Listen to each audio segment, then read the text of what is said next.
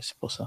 Euh, Donc, déjà, dans un premier Là, temps, ça serait une première que tu aies des trucs intelligents à dire quand même. Hein. je voulais va couper la canne à sucre, toi. Donc, ce que je voulais dire, c'est que concrètement, la plupart des inventions françaises en particulier sont le fruit du hasard. Par exemple, c'est pas le fruit de l'intelligence, hein, ça il faut arrêter. L'autre, il avait une casserole sur le feu, il a vu le couvercle bouger, voilà le début de la machine à vapeur. Hein. Et des exemples comme ça, il y en a un paquet. Hein. Je vais vous dire, les grandes inventions blanches, entre guillemets, ne sont pas des inventions, c'est juste l'observation, et ils ont essayé de reproduire, et ensuite ils se sont dit, chouette, on a inventé des choses. Non, non, la machine à vapeur n'est pas une invention. C'est la force de la vapeur d'eau pour déplacer des objets existe depuis la nuit des temps. Il suffit de voir les geysers,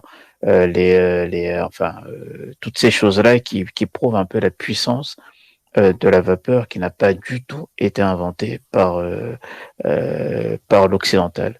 Et puis quelqu'un a parlé de Pierre et Marie Curie en disant qu'ils ont inventé, on va dire, la fission nucléaire. Ça prouve un peu la médiocrité de certains. Pierre et Marie Curie, ils ont découvert la radioactivité, c'est-à-dire en fin de compte, bon bref, je vais pas rentrer dans les détails, mais on a inventé enfin non Personne pas n'a jamais dit inventé, ça. Hein. on On est malade. Hein. observait, on Personne n'a jamais dit ça. Hein. observait ont Les deux guignols. observé que l'uranium envoyait des rayons, voilà, on va faire simple, et ont découvert la radioactivité. Par contre, la fission nucléaire est une invention allemande, enfin, elle vient des Allemands, c'est même pas une invention, puisque la fission nucléaire existe dans l'univers depuis la nuit des temps.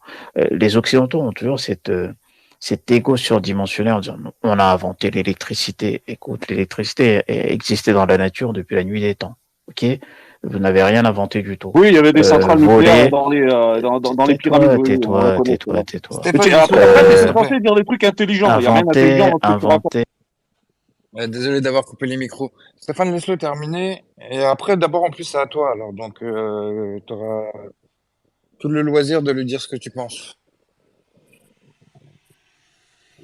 Non, mais il y a une différence entre quelque chose qui existait déjà, comme par exemple voler dans l'air, hein, pas voler en Afrique, voler dans l'air. Les oiseaux volaient. Et l'homme blanc te dit, non, c'est nous qui avons inventé le fait de voler.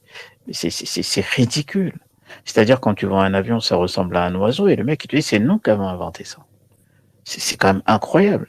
La dernière fois, je discutais avec un blanc, je lui disais le principe de la, de la réaction. La réaction, c'est quoi? Tu as une action, je vais pas faire des cours de physique, qui produit une réaction. Et tout le monde a été à l'école, je suppose, sauf certains. Donc, quand tu, par exemple, le principe de la réaction, c'est-à-dire de pousser dans un sens pour aller dans l'autre sens, existait depuis la nuit des temps. C'est-à-dire, le mec, il a observé des choses, il a essayé de reproduire, et il te dit, c'est moi qui l'ai inventé.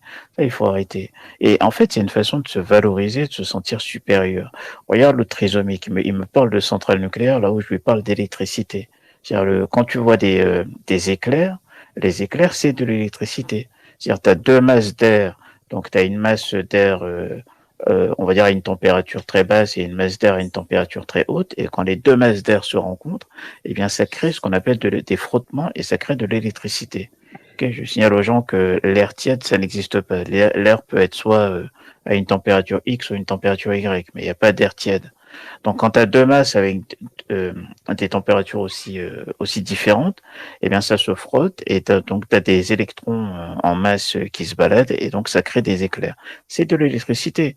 Va te mettre effectivement en pleine pluie, va te mettre dans une zone déserte et mets la main au-dessus de ta tête et tu vois, tu vas être électrocuté, frérot. Quand les pompiers vont venir chercher ton cadavre, ils vont dire que tu as été foudroyé. Foudroyé, c'est-à-dire que tu as été atteint par la foudre. Et la foudre, c'est quoi? C'est de l'électricité.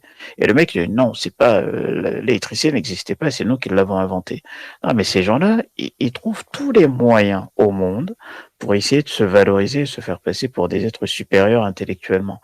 Que ce soit la roue, que ce soit la poudre.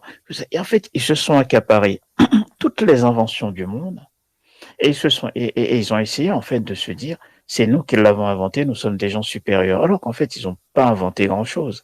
Les rares inventions de l'occidental se résument à quelques détails, comme dirait le grand Jean-Marie, et pas grand-chose. les grandes avancées technologiques comme la machine à vapeur et toutes ses déclinaisons, le moteur à explosion et tout ce qui va avec, ce sont par exemple, une centrale nucléaire, c'est quoi?